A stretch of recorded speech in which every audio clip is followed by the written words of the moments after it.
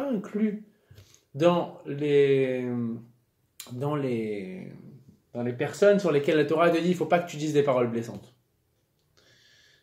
Donc on voit bien là un autre aspect, c'est que Onat Varim, c'est permis selon certains dans un but constructif, pour sauver une personne du mal et de la faute.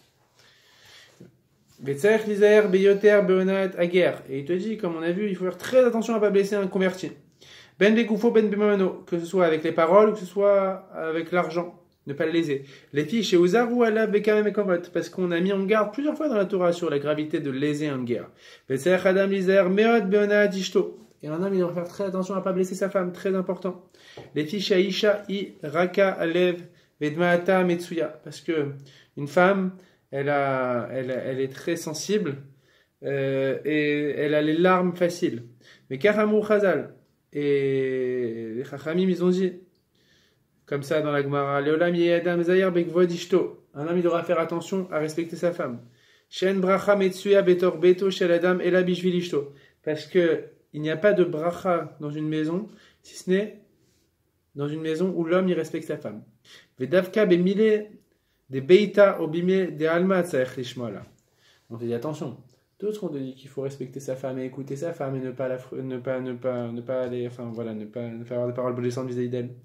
C'est par rapport aux choses de la maison ou par rapport aux choses de la vie en règle générale. Aval mebile de shmaya. Par contre, si c'est par rapport à la Torah, immonaat oto medech atop asur lishmola. Si par exemple la femme, elle incite son mari à faire des avérotes ou qu'elle-même, elle va faire des choses qui sont contraires à la Torah, je ne vais pas dire ah non, je ne vais pas contre sa volonté parce que je vais la blesser sinon. Il faut justement être pas brusque avec elle. Si on peut trouver la manière, c'est tant mieux. Mais en gros, ce que je veux dire, c'est qu'il y a des guerres à mener même avec sa femme, quitte à ce qu'on la blesse. Si c'est contre la Torah ce qu'elle va faire ou contre la volonté d'Hachem, là, bien entendu, il faut aller au devant, enfin, se confronter à sa femme. Par contre, dans les choses de la vie en règle générale, il ne faut pas blesser sa femme et c'est très grave. Ve'achav avad olamo mibne shishama le'etzat Isabelle Aracha. Bon, voilà, on te ramène un exemple dans le Nar où il y a un homme qui était bien et qui a mal fini à cause de sa femme, justement, Isabelle, justement, qui était une réchaïte. Ve'kol sheken s'eshach adam lizer be'onat yetomim ve'almanot. Et on te dit à plus forte raison qu'un homme, il doit faire attention à ne pas blesser un veuf, enfin une veuve ou un orphelin. Chez En Katz Leonesh, Vekaramu Chazal Shlosha En Apargo Ninal Bifne Monad Vegezel Vechulok. Alors le petit bête en bas de la deuxième colonne. Yesh Beonad Varim Shne Mineonot. On te dit dans Onad Varim, dans les paroles blessantes, il y a deux types de paroles blessantes, de paroles qui lèsent. Achatona Bemisrach. Donc on a dit la première, c'est léser par rapport enfin, sur des choses financières, mais qui vont avoir un impact, pas financier, mais sur l'état de la personne avec ce qu'on va dire. Ketsad, comme quoi, comme on a vu. On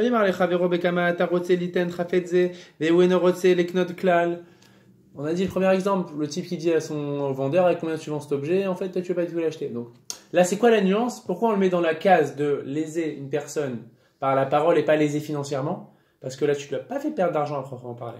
Mais juste, tu as créé une sensation dérangeante chez la personne.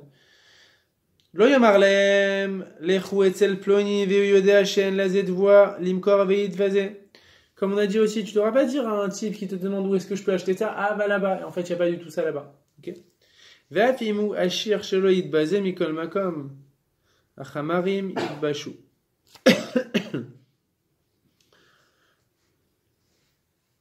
Vechen, kol kayotse basé. Bon, toutes ces choses-là. Voilà. Ve'ashenit, maintenant, le deuxième type de Ona Advarim, c'est quoi? Beinyane anefesh. Bon, ça, c'est ce qu'on avait dit encore. Il va ramener ce que dit la Gemara, mais on avait dit. Ketzad imaya bal tshuva, une personne qui fait tshuva. Lo yamarlo zachor ma'asir harishon. Il ne faudra pas lui dire, rappelle-toi comment t'étais avant. Im aya ben gerim, si c'est un descendant de converti. Lo yamarlo zachor ma'asir avotecha. Rappelle-toi des actions de tes pères. Imaya mebazo imishpacha. Si le type, il vient d'une famille qui est pas très honorable, hein. Lo yamarlo zachor mishpacha tashfela. Il ne devrait pas lui dire, ouais, toi tu fais le beau, tu fais le tzaddik, mais hein, toi, tes parents, je sais que c'était pas très, ce qu'ils faisaient, c'était pas des tzaddikim, tes parents. Imaya mechoer o balmoum, si le type il est moche ou qu'il a un défaut. O shach hisaron, ou qu'il a un manque. Une petite boîte, un truc comme ça. Bon. Oh, Beishto. Vezar o beavotav, ou sa femme, ou quelque chose. Lo yamarlo kama mechoer ata. Tu n'auras pas à lui dire, ah, t'es moche, ah, t'es pas beau, enfin voilà quoi. Tu n'auras pas à lui dire ça. Tu n'auras pas à lui dire, là, c'est vraiment des paroles blessantes. Donc là, c'est plus un peu détourné comme on a dit, ou des paroles qui frustrent, là, c'est vraiment des paroles blessantes. Le type, il dit au gars, ouais, ah, t'es gros, ah, t'es pas beau, et des trucs comme ça. Ça rentre dans le net varim, un gars comme ça. Ora mumcha, o chisaron, non,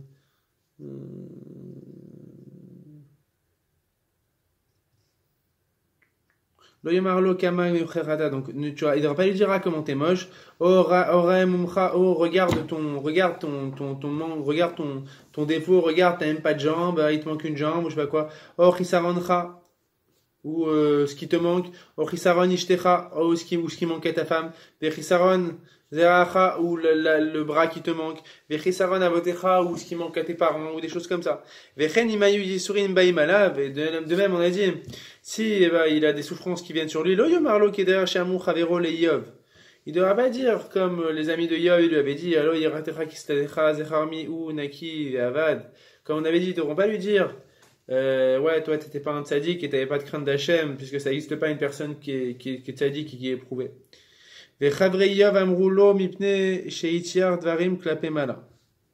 Apparemment, les amis de Yov, ils l'ont dit, je sais pas ce que ça veut dire, peut-être qu'ils étaient bien intentionnés par rapport au ciel, peut-être eux, ils le disaient dans une bonne kavana, je sais pas.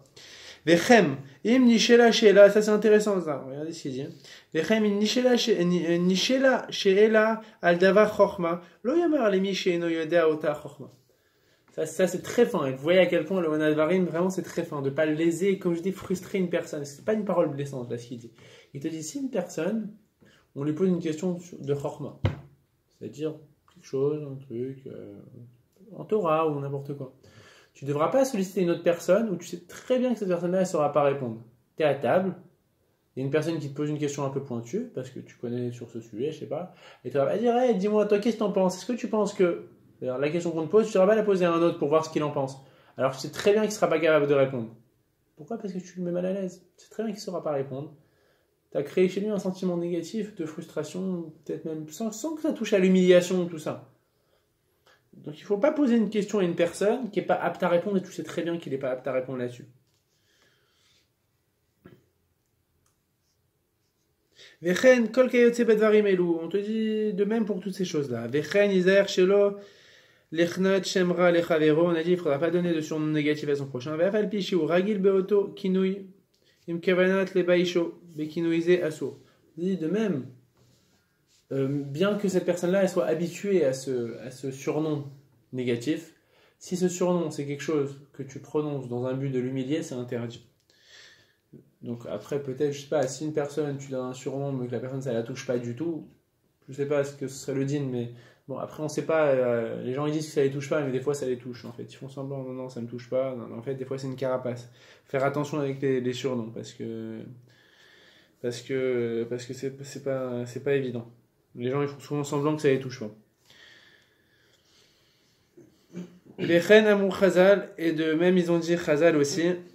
Amalbin pene chavero berabim keilu shafer daim. Tout celui qui humilie son prochain en public, c'est comme s'il avait versé son sang. Donc voilà. Donc en résumé, on va terminer avec ça pour aujourd'hui. Mais on voit de là, voilà, qu'il y a un interdit dans la Torah de blesser son prochain, que cet interdit, il ne concerne pas ce qui est financier, mais c'est toute parole en fait, qui va créer une frustration et qui va blesser la personne, soit de manière directe, indirecte, que ce soit que ce soit explicite ou pas explicite. Et c'est donc ce ressentiment en fait, ce sentiment négatif que tu vas créer chez une personne, de frustration et de mal-être et de malaise en fait, qui est interdit par la Torah. Donc maintenant on a vu ce que disait la Gemara, on a vu rapidement le résumé du Aruch Shulchan qui est relatif à ce que dit la Gemara. On essaiera un petit peu d'approfondir les semaines qui viennent.